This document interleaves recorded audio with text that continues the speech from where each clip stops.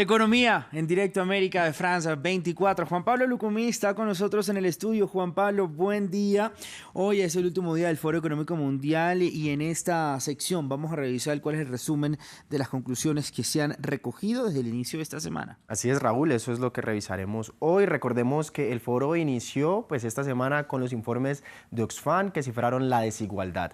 En ese informe se reportó que el 1% de la población acumuló una fortuna adicional de más de 42 billones de dólares, más del doble que el restante 99%, y se apoderó de 2/3 de la riqueza desde 2020. Ese mismo día, en el marco del foro, se conoció el panorama del empleo mundial, en el que la OIT concluyó que la calidad de los empleos caerá bastante este año, así como lo hizo el pronóstico de crecimiento de empleo, que pasó del 1,5% que se esperaba para este año al 1%.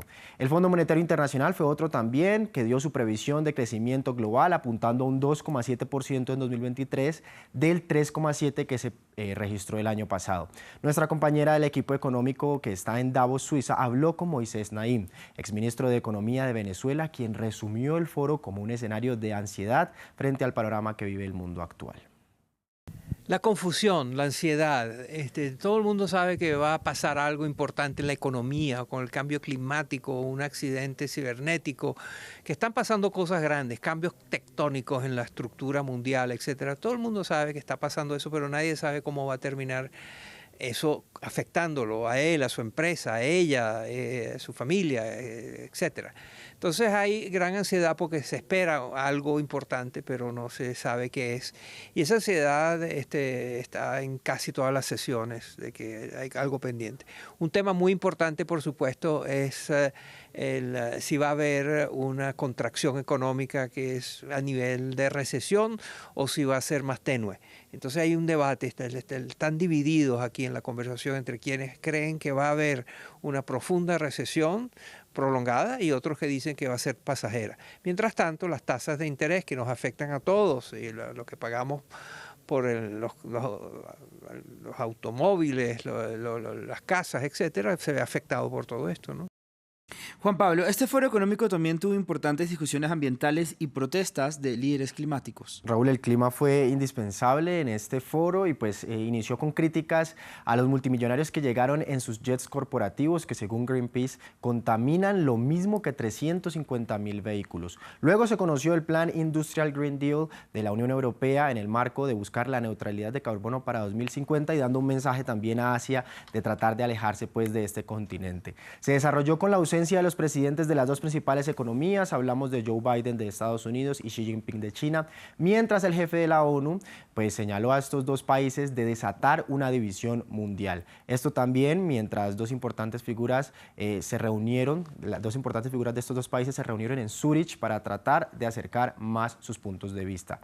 Entonces, ¿qué se viene para Latinoamérica? Que es otro de los temas. Escuchemos. Un año muy difícil, de bajo crecimiento, de alto desempleo, de inflación y tasas de interés altas. Es una lista horrible, eso va a tener consecuencias sobre los informales y va a ser una época difícil de transitar. Y entonces pronto entraremos en un torneo de culpas y acusaciones de quién es el responsable, quién es el culpable de esta tragedia económica que va a tener la región por un tiempo. Hay un ánimo de pesimismo que no habíamos visto hace tiempo aquí.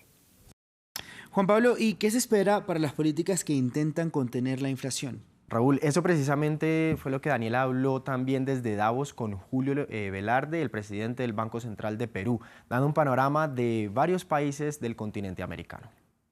Depende de los países. Estados Unidos ciertamente se espera al menos 2 subidas de 25 puntos básicos. Europa también, como ha dicho Christine Lagarde, este mismo foro se espera subida de tasas de interés. El caso de América Latina, creo que varios países ya han llegado a su pico.